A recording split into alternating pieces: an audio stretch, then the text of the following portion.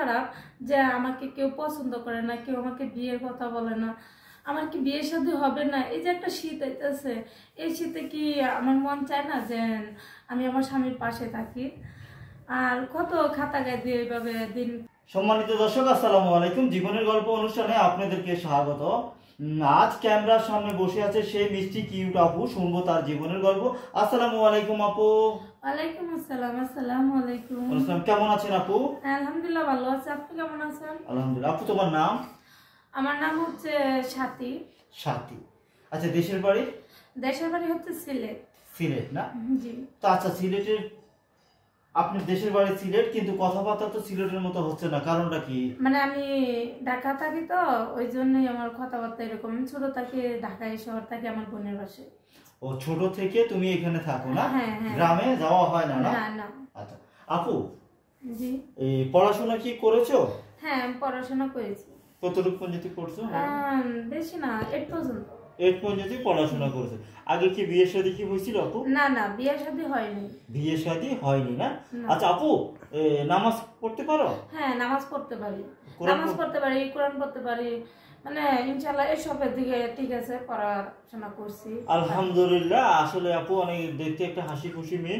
আচ্ছা আপু, তো আমাদের এই প্রোগ্রামে আসার উদ্দেশ্যটা কি একটু জানতে চাচ্ছি তোমার কাছে আপু।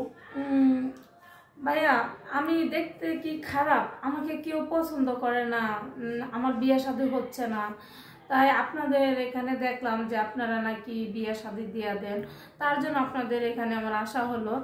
আমি একটা চাই, মনের মতো একটা পাত্র চাই, যে এই যে শীত আইছে, অনেক শীতকালে কিভাবে থাকা যায়।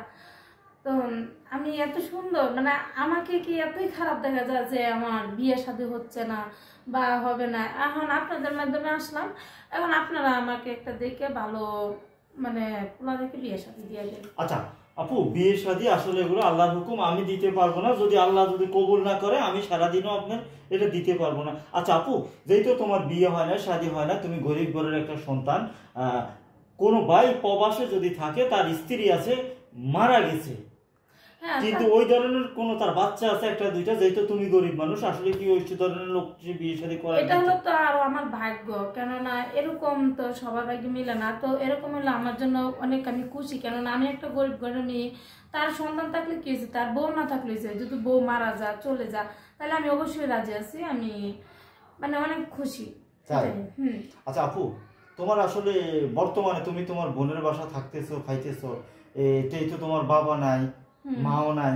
আসলে বাবা মায়ের কথা শুনলে কি আসলে কি মন কি খারাপ লাগে না? অনেক খারাপ লাগে, অনেক কষ্ট লাগে। তার জন্য তো বলতেছি যে আমি একটা যদি ভালো স্বামী পাই, যে তার মা বাপ আছে, আমি একটা ফ্যামিলির দায়িত্ব নিতে চাই, যে আমি একটা মার মানে ছায়ার নিচে থাকতে চাই। আমার অনেক ইচ্ছা হয় যে আমি আমার মার পাশে থাকি, মা বলে রাখি, বাবা বলে রাখি, আমার অনেক ইচ্ছা। আচ্ছা আপু, তোমার সাথে কিভাবে যোগাযোগ করবে? তোমার মোবাইল কোথায়? না ভাইয়া, আমার তো ফোন নাই। আমার ফোন নাই, ফোন হচ্ছে ফোন মানে কইতে নিব, কাজ কাম করে খাই মানুষের এখানে। ফোন কেউ কেউ আমাকে ভালোবাসে না, বা কোনো সময় কয় না যে বিয়ে শাদী করবো। তোমার সাথে কিভাবে যোগাযোগ করবে? এটা আপনাদের মাধ্যমে যোগাযোগ করতে হবে। দর্শক, আপনারা শুনছেন সাথীর জীবনের গল্প। সাথীকে যদি আপনাদের ভালো লেগে থাকে, পছন্দ হয়ে থাকে, সাথীর একটা স্ক্রিনশট মেরে আমাদের এই নাম্বারে ইমো আছে, হোয়াটসঅ্যাপ আছে, পাঠিয়ে দেবেন। আমরা আপনাদের সাথে যোগাযোগ করব।